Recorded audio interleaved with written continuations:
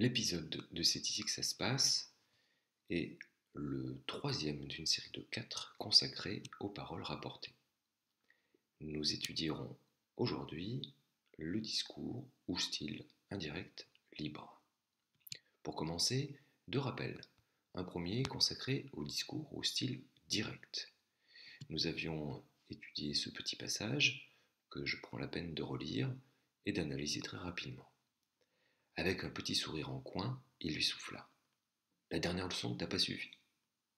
Oh, tu commences sérieusement à me fatiguer avec tes insinuations à la noix, s'emporta Kevin.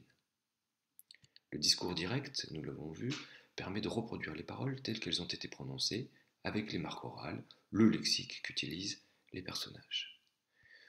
On retrouve des verbes de parole qui sont placés en introduction ou en incise, qui permettent d'indiquer qui parle, quel est le ton, quel est le volume, quel est le rythme utilisé par le locuteur. Évidemment, dans le style direct, une mise en page particulière est utilisée, ainsi qu'une ponctuation particulière avec les guillemets, les tirets que l'on connaît bien. Deuxième rappel, le discours indirect. Nous avions transposé le passage au discours direct au discours indirect, et voilà ce que cela donnait. Avec un petit sourire en coin, il lui demanda si la dernière leçon ne lui avait pas suffi. Kevin lui rétorqua avec colère qu'il commençait sérieusement à le fatiguer avec ses insinuations. On retrouvait ici une mise en page qui correspondait à celle d'une narration classique, des verbes de parole qui étaient présents, et les verbes dans les paroles rapportées qui étaient transposés à un temps qui leur permettait de s'intégrer dans le récit. Nous avions également remarqué que, au discours indirect, les marques d'oralité, comme les phrases exclamatives, interrogatives, le lexique et les expressions familiers, avaient disparu. Passons maintenant au discours indirect libre.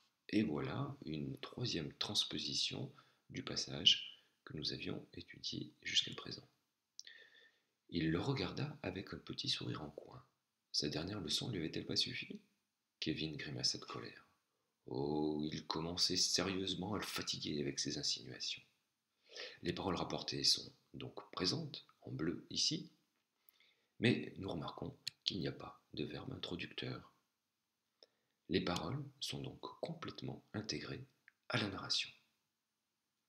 En revanche, on remarque ici que les marques d'expressivité sont présentes. Nous avons une phrase interrogative, une interjection, ou et une phrase exclamative. Pour résumer, le discours indirect libre comporte des points communs avec le discours direct, en particulier les marques d'oralité qui restent présentes. Mais il a également des points communs avec le discours indirect, à savoir l'utilisation de la troisième personne et les temps du récit utilisés pour que les paroles rapportées soient en concordance avec les verbes de la narration. Utiliser le discours indirect libre permet donc une narration plus fluide, mais impose au lecteur d'être plus vigilant pour différencier la narration des paroles rapportées.